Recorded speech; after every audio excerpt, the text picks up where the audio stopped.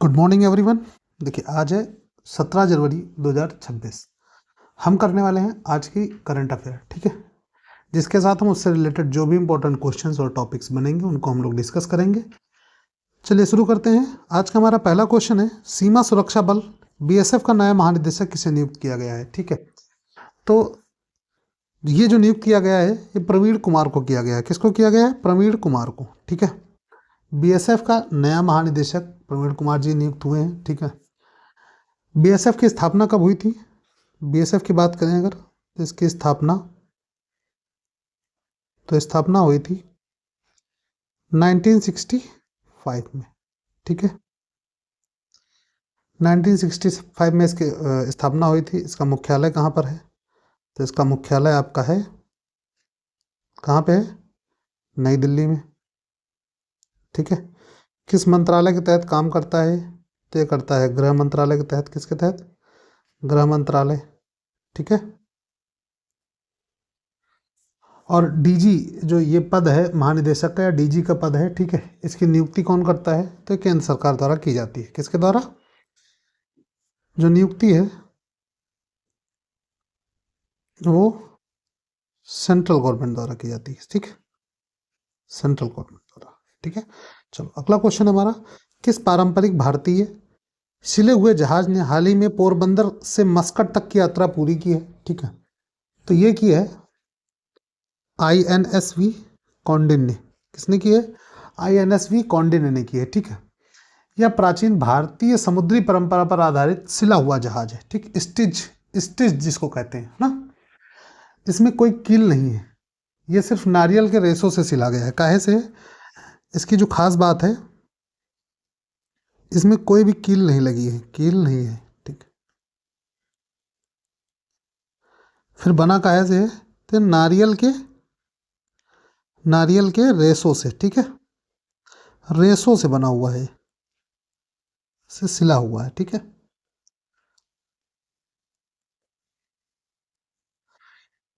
और ये जो यात्रा किया है इसने, ये किया है भारत और ओमान के बीच की यात्रा थी, भारत और ओमान के बीच में।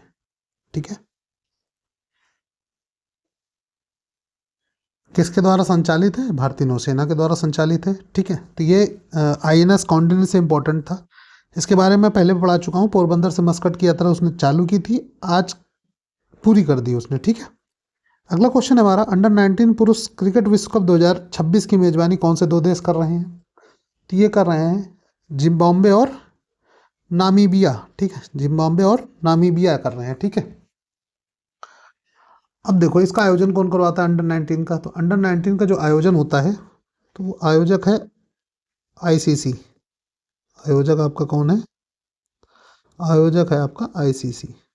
ठीक है, इंटरनेशनल क्रिकेट काउंसिल इसका फुल फॉर्म है। ठीक है, दोनों देश मिलकर इसकी मेज़बानी कर रहे हैं, ये मेज़बान देश हैं। ठीक है, एक चीज़ में और ध्यान रखिएगा, जो अंडर 19 विश्व कप होता है, ठीक है, वह प्रत्येक 2 वर्ष में होता है। कब होता है? प्रत्येक 2 वर्ष पर। ठीक, पहली बार अंडर 19 विश्व कप का जो आयोजन किया था वो किसने किया था? मेज़बानी पहली बार मेज़बानी जो की थी वो की थी ऑस्ट्रेलिया ने। किसने किया था? ऑस्ट्रेलिया ने। ठीक है, ऑस्ट्रेलिया ने पहली बार मेज़बानी की थी। अब बात आती है ICC की, तो ICC का मुख्यालय कहाँ पर है? तो ICC का आपका मुख्यालय जो है वो है दुबई में। कहाँ पर है? दुबई में है। ठीक, और जो अंडर 19 की एज लिमिट होती है वो 19 के नीचे की होती है, बिलो 19 होती है। ठीक, इसलिए अंडर 19 इसका नाम रखा गया है। चलो अगला क्वेश्चन है हमारा, 10 लाख तक कैशलेस इलाज के लिए मुख्यमंत्री सेहत योजना किस राज्य ने शुरू की है? तो मुख्यमंत्री सेहत योजना जो शुरू की है वो करी है पंजाब ने। किसने की है? पंजाब ने। कितने लाख तक? 10 लाख तक। ठीक है, इसमें कौन कौन से अस्पताल शामिल हैं आपके? तो इसमें जो अस्पताल आ जाएंगे आपके, ठीक है, अस्पताल जो आपके हैं इसमें वो सरकारी, उसके बाद कुछ सूचीबद्ध अस्पताल हैं निजी अस्पताल जिनके साथ इनका OMU हुआ है। ठीक है, तो ऐसा नहीं केवल सरकारी अस्पतालों में ही है, तो कुछ निजी अस्पताल भी हैं जो ये काम करेंगे। ठीक है, 10 लाख तक की फ्री। और स्वास्थ्य राज्य बीमा में सबसे अधिक कवरेज में से एक है ये, क्योंकि अभी तक जो भी था 5 लाख रुपए तक का था। पंजाब ने पहली बार 10 लाख रुपए तक की बात की है। ठीक है, अब इससे रिलेटेड हम बात कर लेते हैं कि जैसे स्वास्थ्य योजनाएं जो हैं, ठीक है, स्वास्थ्य योजनाएं ये आपकी राज्य सूची का विषय है। किसके? राज्य सूची का विषय है।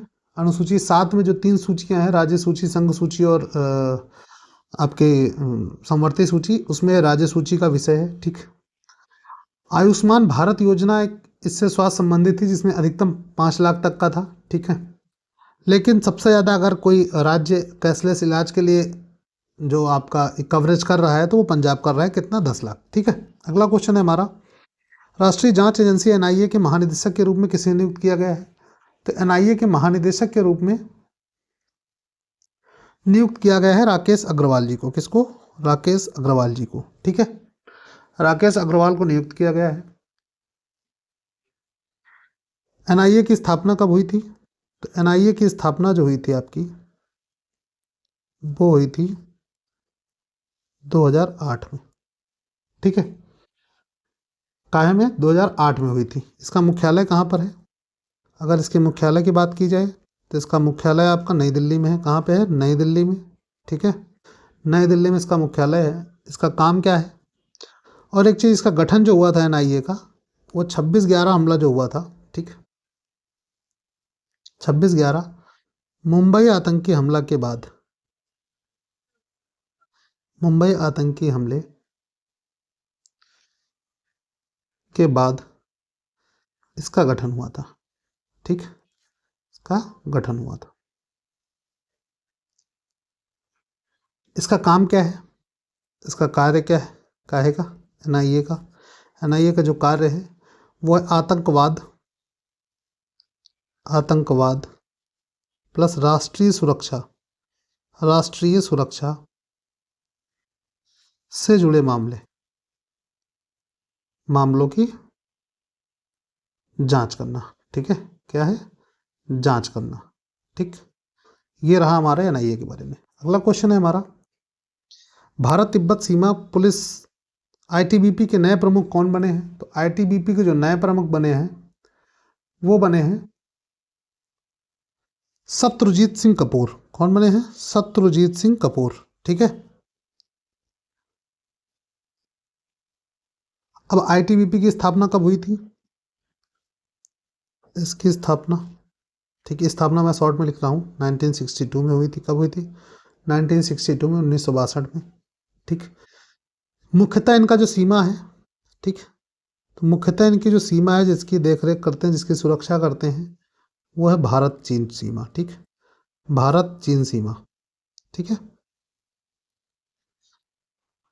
और ये किस बल का हिस्सा है? तो केंद्रीय सशस्त्र पुलिस बल का है। ठीक है, किसका है?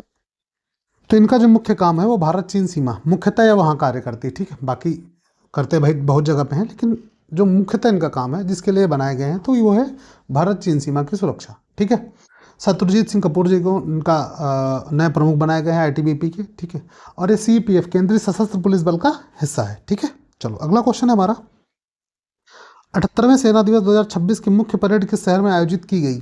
ठीक, कहाँ पे आयोजित की गई? तो ये की गई है जयपुर में। ठीक है, जयपुर में मुख्य परेड आयोजित की गई थी। सेना दिवस आपका मनाया कब जाता है? सेना दिवस आपको जो मनाया जाता है 15 जनवरी को मनाया जाता है। ठीक है, 15 जनवरी को। क्यों मनाया जाता है?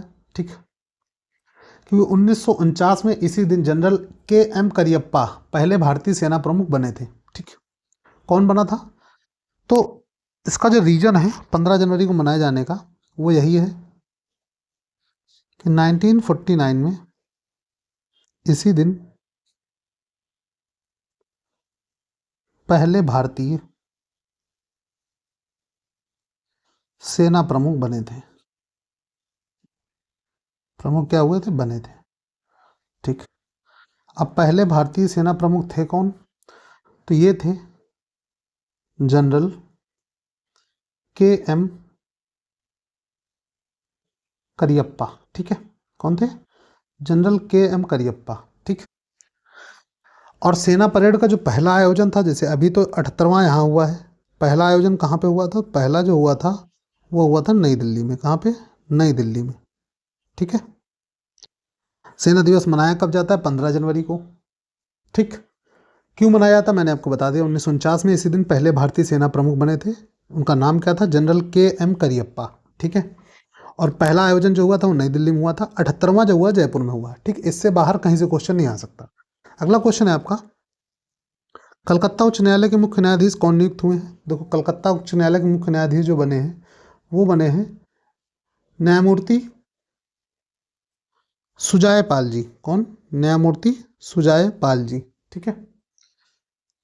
अब देखो, कलकत्ता हाई कोर्ट तो सबसे पहली बात, ये हमारा सबसे पुराना हाई कोर्ट है। क्या है? भारत का सबसे पुराना हाई कोर्ट। हाई कोर्ट को हम शॉर्ट में HC लिख रहे हैं, जो कि 1862 में एस्टेब्लिश हुआ था। कब हुआ था? 1862 में। ठीक। अब हाई कोर्ट की जजों की नियुक्ति कौन करता है? तो इनकी नियुक्ति जो करते हैं वो करते हैं हमारे महामहिम राष्ट्रपति जी। कौन करते हैं? राष्ट्रपति जी। ठीक है। अभी वर्तमान में कौन चुने गए हैं? तो सुजाय पाल जी चुने गए हैं। हाई कोर्ट की स्थापना कब हुई थी? कलकत्ता हाई कोर्ट की 1862 में। ठीक है। चलो, अगला क्वेश्चन है हमारा, किस राज्य के मुख्यमंत्री ने माता पिता की देखभाल न करने वाले कर्मचारियों के वेतन में कटौती का कानून लाने की बात कही है? ठीक। तो ये बात है तेलंगाना की। कहाँ की? तेलंगाना।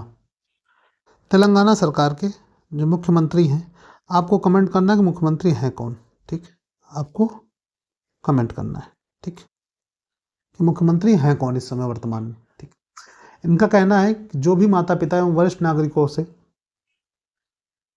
जो भी सरकारी कर्मचारी उनकी देखभाल नहीं करेगा, उसके वेतन में कटौती की जाएगी।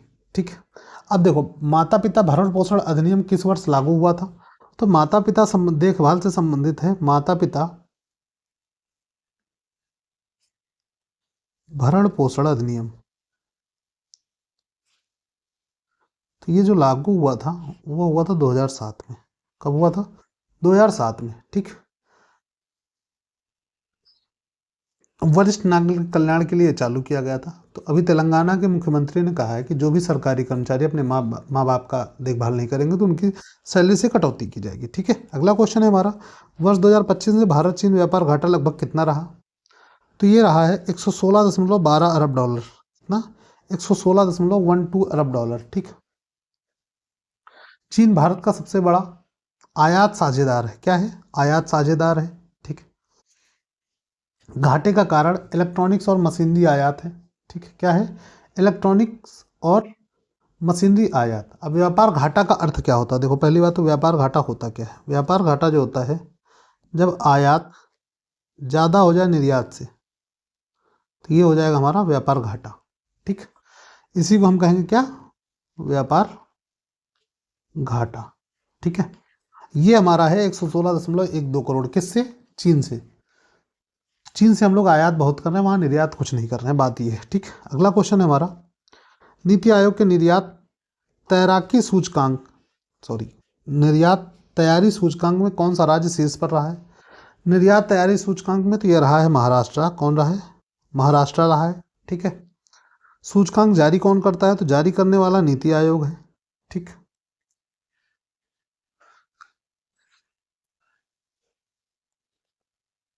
अगला क्वेश्चन है हमारा, नीति आयोग के निर्यात तैयारी सूचकांक में छोटे राज्यों की श्रेणी में कौन सा राज्य शीर्ष पर रहा है? छोटे राज्यों में। ठीक है। तो छोटे राज्यों में आपका रहा है उत्तराखंड। कौन सा रहा है? उत्तराखंड। क्योंकि निर्यात तैयारी सूचकांक में जो है छोटे बड़े यूटी सारे राज्य शामिल है। ठीक है। तो उसमें हमारा उत्तराखंड शीर्ष पर रहा है। ठीक। उत्तराखंड की राजधानी क्या है आपकी? राजधानी क्या है इसकी? देहरादून। ठीक। स्थापना किसकी? उत्तराखंड की, सन 2000 में। ठीक। प्रमुख उद्योग क्या है इनका? फार्मा व पर्यटन। ठीक है। अगला क्वेश्चन है हमारा, हेनले पासपोर्ट इंडेक्स 2026 में भारतीय पासपोर्ट को कौन सा स्थान मिला है? तो ये मिला है 80वां स्थान। कौन सा? 80वां स्थान। ठीक है।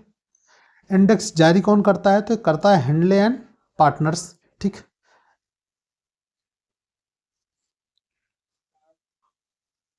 देखो दुनिया का सबसे शक्तिशाली पासपोर्ट किसका है, तो वो है जापान का और सिंगापुर का। ठीक है, किसका है, जापान और सिंगापुर का है। ठीक है, इसमें जो टॉप पे रहे हैं, टॉप पे रहा है आपका जापान और सिंगापुर। ठीक है, अगला क्वेश्चन हमारा, वर्ष 2026 में 9वां अंतर्राष्ट्रीय मसाला सम्मेलन कहाँ आयोजित किया जाएगा। तो मसाला सम्मेलन जो 9वां अंतर्राष्ट्रीय होगा तो वो कोच्चि में किया जाएगा। कोच्चि कहाँ का है, कोच्चि केरल में है। कहाँ पे है, केरल में है। दुनिया का सबसे बड़ा मसाला उत्पादक देश कौन सा है, भारत है। ठीक, स्पाइस बोर्ड ऑफ इंडिया द्वारा इसका आयोजन किया जाएगा। ठीक है, स्पाइस बोर्ड ऑफ इंडिया, आयोजक कौन है इसका, आयोजक है आपका स्पाइस बोर्ड ऑफ इंडिया। ठीक है, स्पाइस बोर्ड ऑफ इंडिया द्वारा इसका आयोजन किया जाएगा। अब इसका मुख्यालय कहाँ पर है, तो इसका मुख्यालय आपका कहाँ पे है, कोच्चि में ही है। ठीक है, कोच्चि में इसका मुख्यालय है। और मसाला बोर्ड किस मंत्रालय के अधीन कार्य करता है, तो ये वाणिज्य मंत्रालय के अधीन कार्य करता है। ठीक है, अगला क्वेश्चन है हमारा, मंकेश रोग, मेंकेस रोग शरीर के किस सूक्ष्म पोषक तत्व की कमी से संबंधित है। ठीक है, तो ये तांबे से है। किससे, तांबा, जिसे क्या कहते हैं, कॉपर। ठीक है, मेंकेस रोग जो है ये आनुवांशिक रोग है। कैसा है, ये आनुवांशिक रोग है,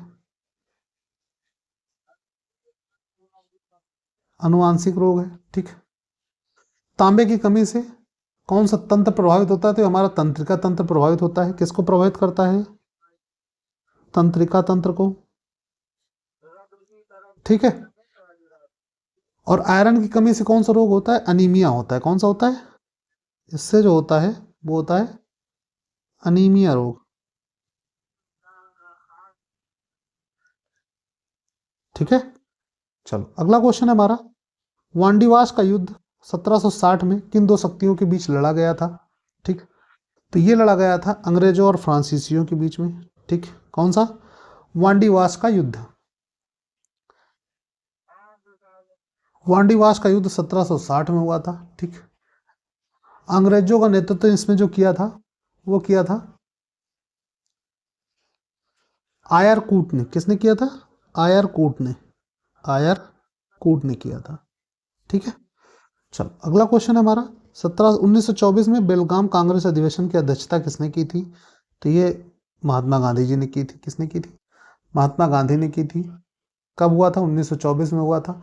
कांग्रेस की स्थापना कब हुई थी, कांग्रेस की स्थापना जो हुई थी वो हुई थी 1885 में। कब हुई थी, 1885 में। ठीक, और गांधी जी ने केवल एक बार कांग्रेस की अध्यक्षता की थी, वो यही थी। ठीक, गांधी जी ने केवल एक बार अध्यक्षता की, केवल इसी में अध्यक्षता की थी। ठीक, उसके अलावा किसी भी कांग्रेस अधिवेशन में गांधी जी ने अध्यक्षता नहीं की। ठीक, ये कहाँ हुआ था, बेलगाम में हुआ था।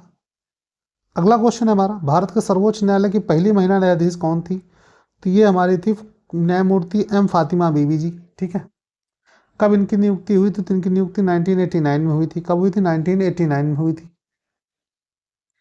ठीक है, पहली महिला मुख्य न्यायाधीश कौन बनी थी, पहली न्यायाधीश बनी थी, अगर मुख्य न्यायाधीश पूछी जाए तो मुख्य न्यायाधीश जो बनी थी,